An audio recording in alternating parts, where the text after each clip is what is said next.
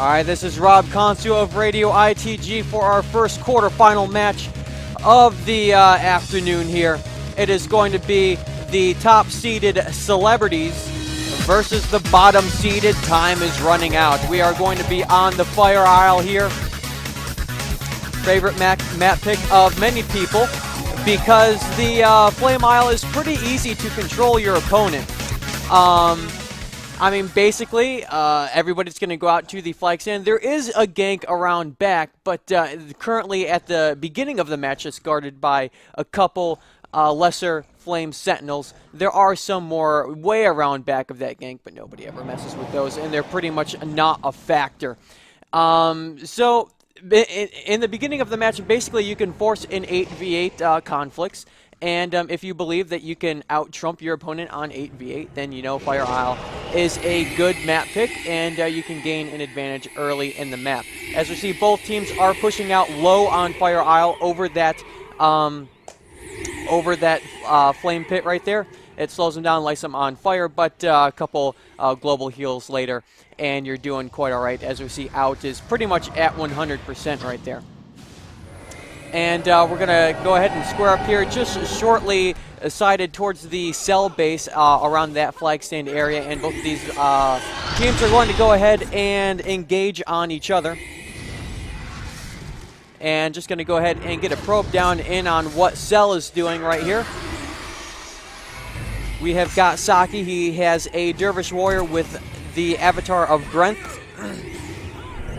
And is pretty much just doing a Dervish bomb type deal. He does have wild blow there, and that's an interesting choice. Yeah, it is used to, you know, of course, remove stances and whatnot. But a lot of people say that the Scythe is just far too slow to use wild blow on. But you know, being the top-seeded team, I'm not about to tell them that that's a dumb move, because obviously you are going to need some wild blows to kill some stances out there. And having two copies of it, which I'm sure the Whammo that they have over there has wild blow as well, possibly, but that's only a guess if they threw that on the Dervish.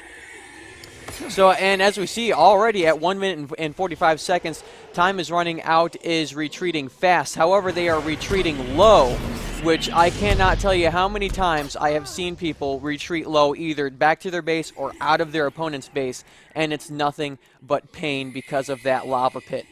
If at all costs you always retreat high from the Fire Isle, or else, as you saw, GG did that, was pretty much caught in that lava pit, and he went down on that retreat as well. But luckily, that was before the 2-minute marker, and he resurrects along with Dark Moon back at the base. And we see the Celebrities are just going to go ahead and camp out that flag stand area and sort of force a morale boost there at 1 minute and 36 seconds. We are seeing Time is Running Out. They are pushing up over top. And we should see Acrylis right here try and get a pre-prot and try and push that flag in. He's got 1 minute and 22 seconds to do so. They're heading over the bridge right now. Acrylis is in front. Lends out a blinding surge to subvert those warriors and Dervish from impeding his abilities on getting that flag to the stand. He has 60 seconds right now. They did try to get a good spike in on Celebrities, but that was caught and protected by the Cell backline. Acrylis right now not feeling too good. He is KO'd. That flag is on the ground, and it in fact took a good second for Flash to get over there and kick that back to the flag stand. Time is Running Out. Did have a good opportunity to pick up that flag drop, but not over that, and it was kicked back to the base, and Out is just going to go ahead and concede right here and retreat back to the base.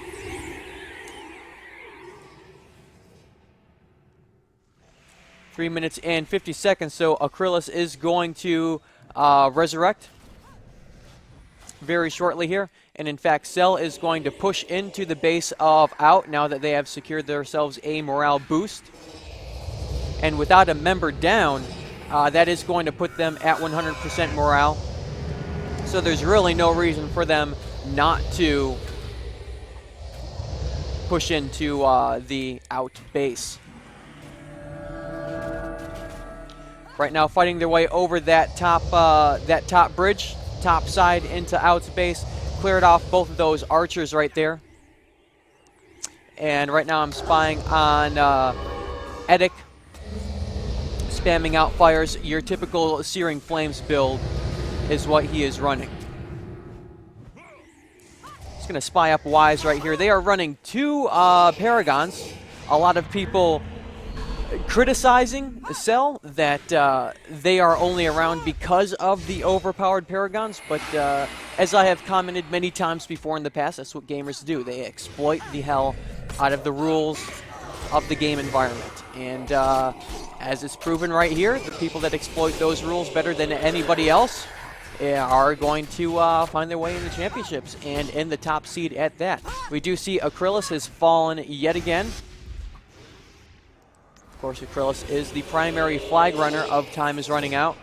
And but right now, that's not too much of a big deal. I don't think Out has any intentions of grabbing that flag stand, as getting that really isn't going to prevent Cell from upping their morale at all at this point, being it's at 100%. It will help them recharge their skills every 2 minutes.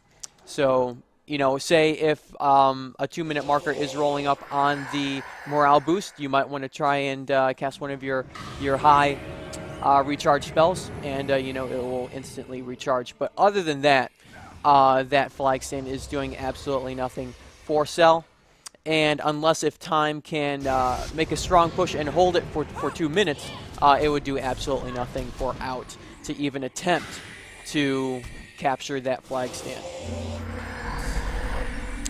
And just spying on Wise here, I do see that he is an incredibly defensive Paragon. Brace yourself, watch yourself. Area of Zeal, I believe he has on him. And just basically overly defensive right here. Acrylis has fallen yet again. That is going to be his 3rd KO. And one more, and he will be 60'd out and will not resurrect at the next 2-minute marker. Unless, of course, if somebody goes down on Cell, which is going to give him a little bit of a morale punch, but not too much. However, it would be enough to keep him from getting to 60 the next time that he is KO'd. Just spying up Devin right here. He is a little bit more offensive of a Paragon, and in fact, it looks like he is almost 100% offensive. He does have Brace Yourself, but a lot of spear skills. He does have Harrier's Toss and Spear of Lightning. Go for the Eyes, Anthem of Flame, all good stuff like that, with a little bit of defense mixed in there to double stack with Wise. And already here at 7 minutes and 37 seconds, we see Time is Running Out is pretty much dead here. I can't see what they can do, backed all the way into their guild hall area. What they can do to push out of this base. They've got a monk down, they've got an emo down. And people are just falling left and right now. The bodyguard is down. As soon as they get that last monk, however, they did just all resurrect right here. But as soon as they get those monks down, they're just going to go ahead and turn their attention towards the Guild Lord and wipe him off. Going to spy in on Dark Moon right here, which is the softest of the healers on Time is Running Out. He should be targeted first as soon as Cell decides to hit the back line of Out. He is keeping way back and forcing celebrities to back out of their guild hall. And in fact, Cell right now is mostly focusing on Edge Mesmerize.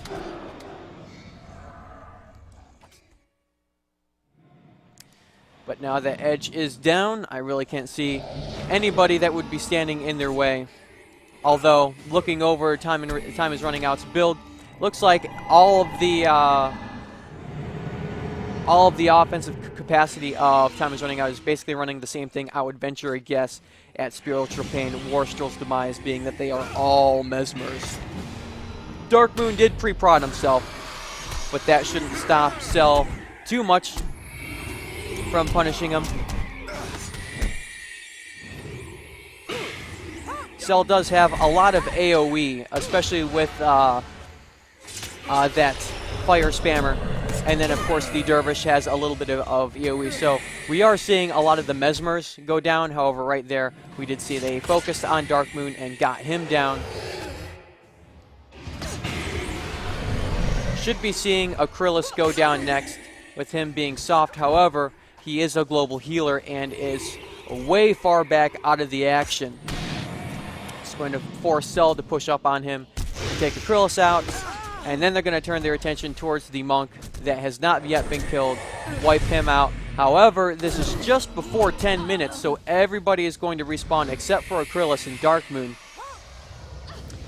And again, we're going to scramble around. Cell is going to chase down some of these Mesmers, get them out of the way. Look at Viganica, and finish him off. In fact, they're going to go for the Monk first. They were able to hard res Dark Moon, but that is going to be a very, very short-lived resurrect. And now that all of the Monks are down, and with 90 seconds away from a resurrect, they're going to go ahead and look at that Guild Lord. And look at finishing this one off at about 11 minutes. However, time is running out, is already pressing the resign key. And we should see an end to this match very, very soon. Cell did, however, turn their attention towards the rest of the Mesmers and get all but a Toan PvP down. Guild Lord right now at about 50% health, 25, and should be finished off any moment now. At 11 minutes and 15 seconds, this one is game and goes to the top seed Cell. Thanks for tuning in.